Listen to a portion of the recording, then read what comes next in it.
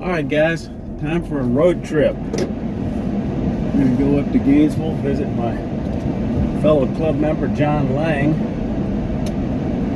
who's got a lot of experience doing bowl coring with a Oneway Easy Core System. And I've got a nice cherry burl I want some help coring, and just give you an opportunity to understand a little bit about what coring is about, kind of an overview. So here we go. Hi, Mike. Hey, Good John. to have you over. Thank you. Good to see you. Thank you. Come on in. I guess you want to do some coring today. I do. Okay.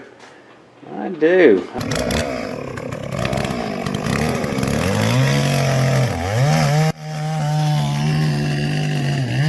Okay, here's this burl.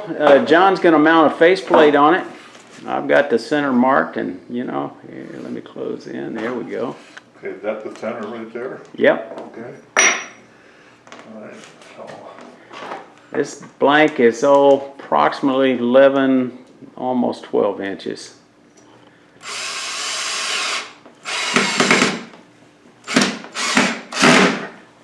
There are other approaches to starting the bowl, but I think for a bowl blank this heavy, I kind of like a faceplate because it's good and solid.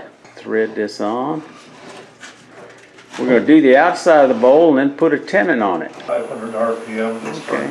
About 500 RPM.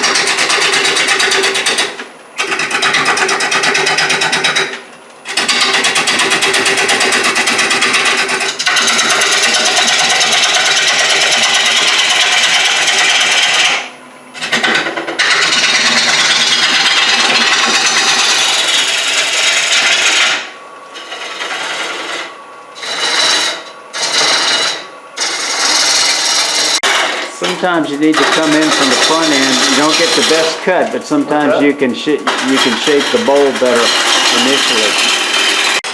Now we're cutting a dovetail tenon. You don't want to use the normal jaws for this size bowl. It needs to be something larger than your normal 50 millimeter.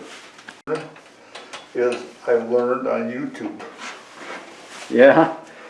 I tell people you can learn about project steps, you can be motivated, but generally speaking, for most people, to learn wood turning, you need correction. Yeah, well, that's my, because when I'm turning, and I just, figured it out, because sometimes I get aggressive and no, tell me no. Yeah. Huh? Tell me that's not so. Yeah. So, I get little wobbles in my wood. Yeah. And it starts bouncing. So I look and I study and I work and I just speed the lathe up, make sure the tool's sharp, and don't move the tool too fast. Yeah. Okay, so now we're going to get ready to core this. You see, John's got a Laguna 1836, and he upgraded it with a one-way banjo. Yeah. If you're interested in learning more about banjos, click on the link above. John's facing this off now. It's got to be flat before we start coring. 11-inch bowl. I'm sorry, you got an 11-inch bowl. Cool. So we could get a 9 and 11 out of this. So the first thing I'm going to do is I'm going to set this up for my coring system. I'm going to move my banjo all the way to the back to the headstock and get it out of my way. Then I'm going to move my tailstock out of the way so I can mount my coring system. Okay, so with the one-way system, you always want to make sure that the post, it's got kind of a point here, and you want that always on the right-hand side of the lathe, so the point is pointing forward. And now I got to take this bowl off here. So we've got an 11-inch bowl. Okay, now I got to get it. We're using the number 2 cutter knife on this one-way Easy coring system.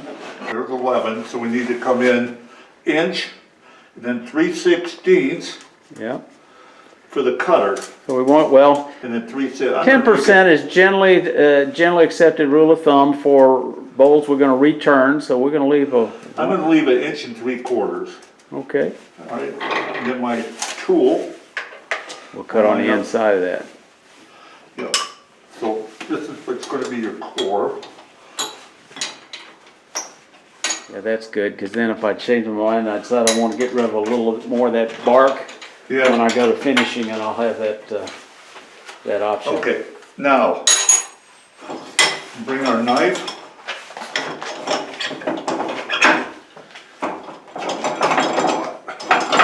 So I believe you said the cutter is cutting just below center, Yes, yes. and those Yeah. cutters, I understand they typically come with high speed, but you can also get Yeah, carbide yeah, cutters as yeah. well. And the 16-inch tool rest, or the base, is the same as the 18. They just put this little spacer in there to raise the tool up.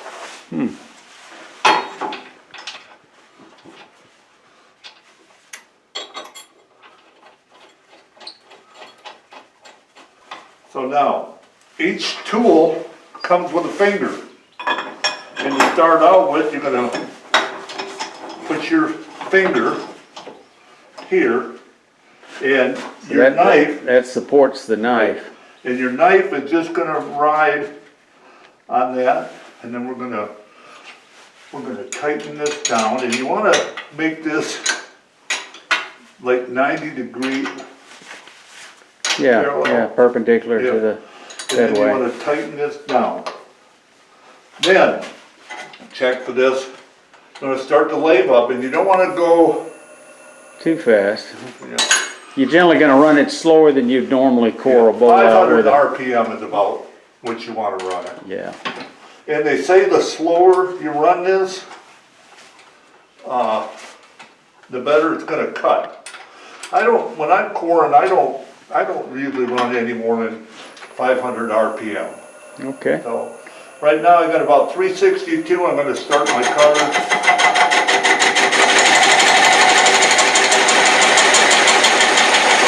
Good cutting on it, I just sharpened it.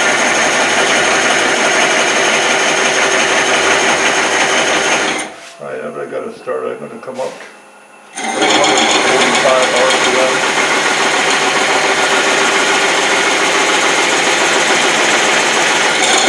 See, it's really cutting good because of the wet wood. So you want to run this until it gets about right there. You can see I got chipped up underneath there. There we go.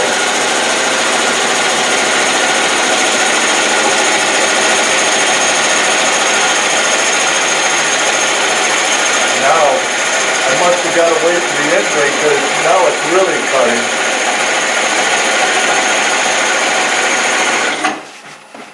As long as the chips are cutting out there like that, you're good to go.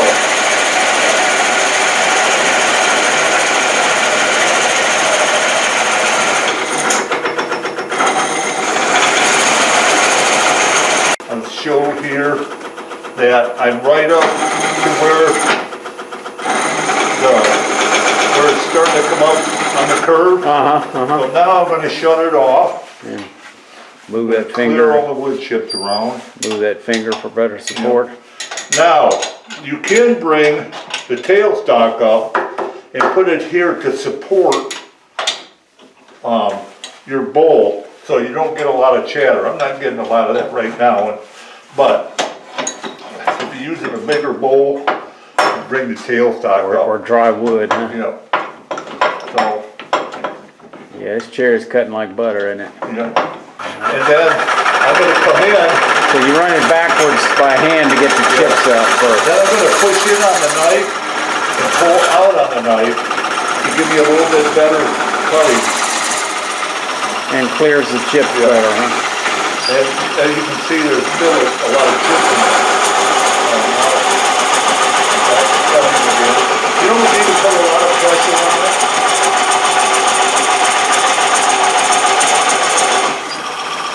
back up,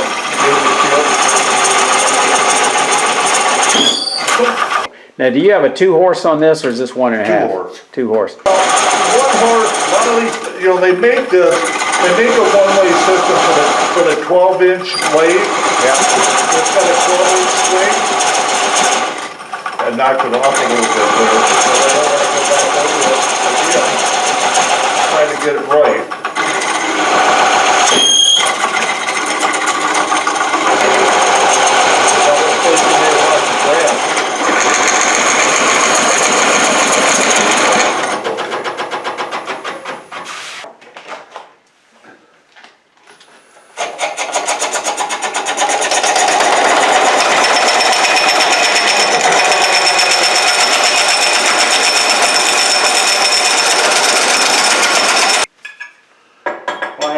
I had to level my lathe the other day. When I got it, guys that helped me install it didn't have time to futz around with it, and I didn't get it perfectly level. Yeah. And I thought, well, this is heavy enough. I'll make do. And then I was turning some bolts, and that thing wasn't that big a bowl, and that lathe was rocking, and I'm thinking, there's no way a 700-pound lathe ought to be vibrating like this. So I said, okay. And I started doing another big natural edge winged crotch bowl. Yeah. And I thought, well, this thing's really going to be off balance. I know it's going to rock. I just got to stop what I'm doing and level the legs. And I got down on the floor, and it's like, you know, how do I lift this lathe up to raise, to tighten those things?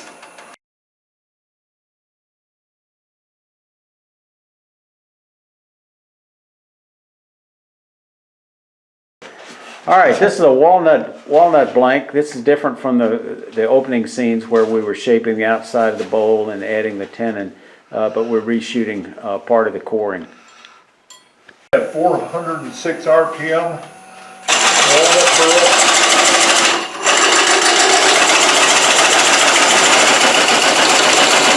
And it's dry. Yeah, that's amazing. It's cutting that well dry.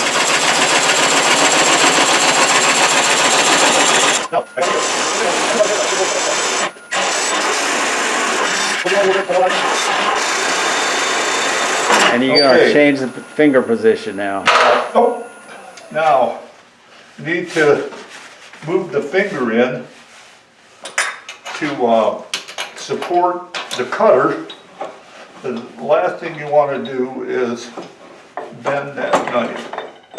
So you just push it in until you, and then just bring it back a little bit. And then you want to back spin it, clear the chips, spin it forward, bring it in. Get in there.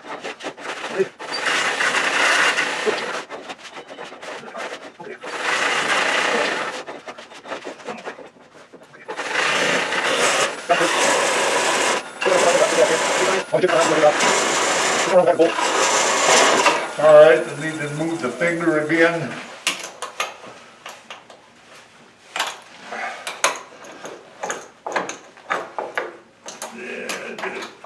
Here. So, slide the finger in until it hits, pull it back, tighten it down, turn it back, check that again, make sure it's tight, there we go, start the lathe. When it gets about parallel to the lathe, notice you're close to the core, and you can hear it when you get close to it. There you go. There you go. That didn't take but about 5 minutes to do, whereas the other one we struggled with because we had some issues, but this one went very smooth. And now see when I get ready to do another one, I'm just going to pull. And then typically you'd go in there with a bowl gouge and clean up that little bit on the inside there before you take it off to dry, right? I'm going to come right there when I get ready, and I'm going to core another bowl out of there. But I won't do it now because I'm getting ready to go to a club meeting. Yep. But okay. You can see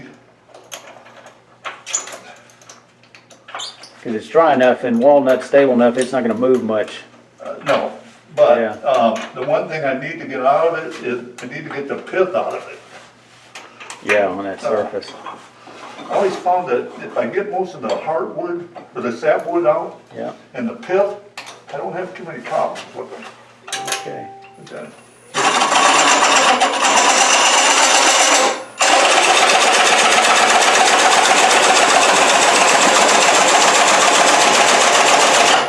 That'll give me another bowl, okay. On my first core, I usually put a recess in it, that way I can put it on my chuck and then turn a tenon on it. Or you can put it in here, bring your tailstock up and put a tenon on it that way. But Sure. I found if I get a recess, it's a lot easier to do. Yeah, My good idea. the second bowl, I can either turn it around, but I have a vacuum chuck that I put on a vacuum chuck and turn a tenon on it. Well, thank you very much, John. Y'all stay safe and come on back here.